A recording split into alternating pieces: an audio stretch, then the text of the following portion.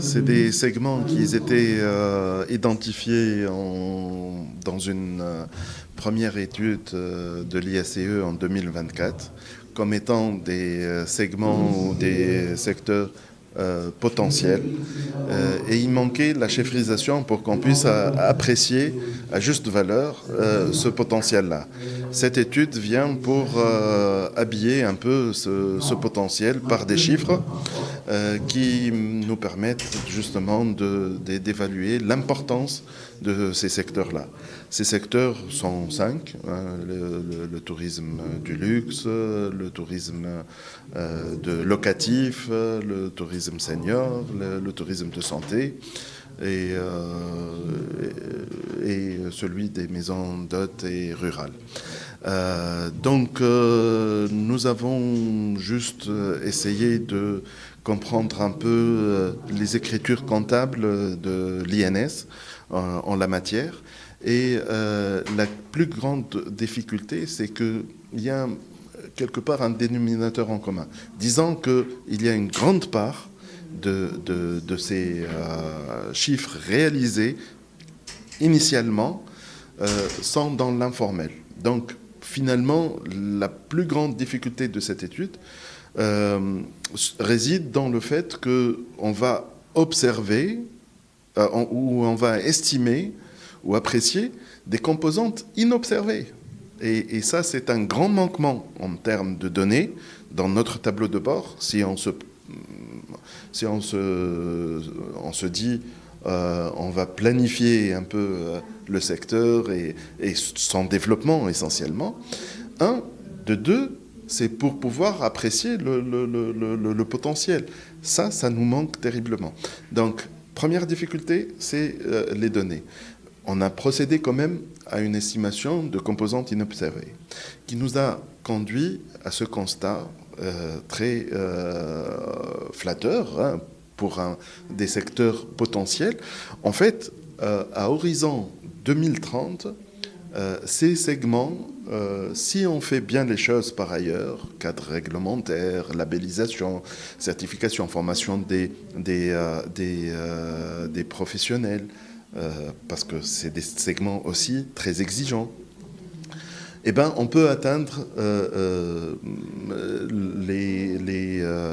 la recette fiscale totale du tourisme à 13 milliards 5. Et ça, c'est excellent parce que sans mettre l'accent sur ces segments, on va même pas dépasser les 10 millions les 10 milliards de dinars de recettes touristiques. Mais ça, ce n'est que l'effet direct. L'effet indirect ou socio-économique, il y a création jusqu'à 35 000 emplois. C'est énormissime. L'effort de l'État tunisien par meilleur millésime est autour de 11-12 000 emplois année. On est à 35 000 emplois.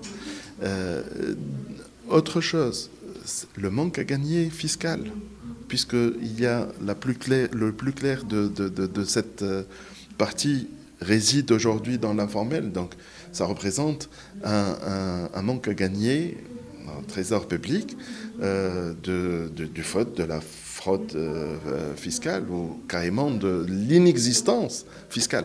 Donc, moralité, entre TVA, entre IS et IR, il faut comprendre aussi que pour, par exemple, le tourisme senior, si on arrive à solutionner le problème de séjour de long terme pour les seniors, ceci nous place dans le fait que ces résidents, ils seront assujettis à l'IRPP, l'impôt sur le revenu, ici en Tunisie, et ils seront bénéficiaires de la convention bilatérale, que ce soit avec leur pays, de la non-double imposition. Et conjugué avec les effets des taxes locatives et taxes locales, TCL et taxes locatives, on est dans l'ordre de 1 milliard additionnel pour l'État. Ça, c'est les impacts directs et indirects. mais pas que. Il y a des impacts aussi de bien-être et de rééquilibrage. Dans ce sens où ces segments, à part un peu le segment du tourisme de la santé, résident dans les régions intérieures. Et ça nous fait un équilibre nord-sud, est-ouest. Et aujourd'hui, faut-il rappeler que le plus clair de notre tourisme, il est balnéaire, il est sur les côtes. Et ça nous permet de créer de l'emploi à l'intérieur du pays. Donc tout ça, c'est des vertus du développement. Et le plus important des impacts, c'est qu'on va abandonner ce cliché du tourisme national. C'est celui du low cost, au moindre coût. Et c'est celui du faible pouvoir d'achat et du last minute. On est la 5e route de la charrette. Que la destination Tunisie devient une destination qui est privilégiée, où on planifie. C'est un Eldorado où c'est une destination, pas refuge, mais une destination primordiale, où on veut y résider. Donc, ceci nous permet d'avoir justement une révision de tout ça. Alors, juste un truc, ensuite il y a l'autre étude qui met en exergue la révision nécessaire du cadre réglementaire, mais pas que. Il y a aussi d'autres aspects très importants, labellisation, certification.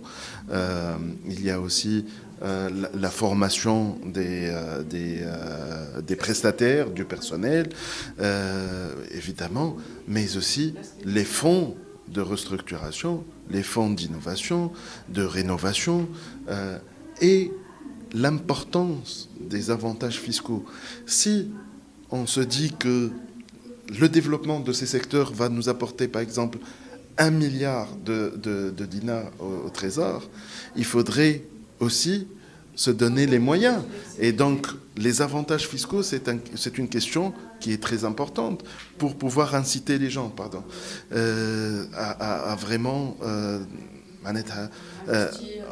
prendre des risques. Et la question qui a trait à la restauration du patrimoine, c'est une question qui doit être... ça ouvre droit à une défiscalisation sans plafond, au même titre que le secteur agricole. Et c'est comme ça qu'on puisse valoriser notre patrimoine. C'est vraiment 36 000 pierres, un coup.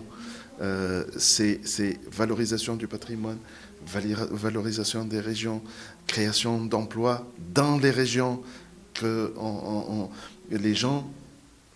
c'est rarissime de trouver des opportunités d'emploi dans les régions.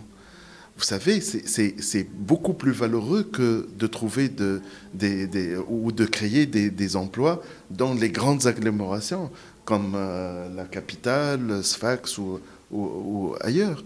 Parce que vous apportez une qualité de vie extraordinaire et une capacité, donc un pouvoir d'achat qui est extraordinaire, parce que les gens vont rester chez eux et donc ils n'auront pas le plus grand poste de dépense dans les grandes villes, la location du logement.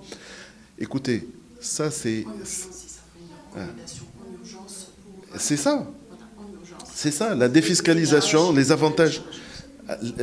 C'est dans le cadre réglementaire. C'est réviser les lois 73 et 2006, mais aussi avoir donc des cahiers de charges pour faciliter l'implémentation. Et même en termes d'avantages fiscaux, il faudrait peut-être commencer par ça, parce qu'il faut que ça se conjugue au présent. On ne peut pas attendre une éternité. L'exemple de la France, par exemple, en Tunisie, on peut encourager les investisseurs Évidemment. À restaurer certaines constructions, par exemple la construction des baies, par exemple. Oui, bien sûr. Et mieux encore, c'est du excellent PPP. On en parle depuis une quinzaine d'années, on n'a réalisé aucun projet. Il est temps de démarrer avec des projets où, main dans la main, État et privé se mettent et se partagent un même objectif. Et c'est du gagnant-gagnant.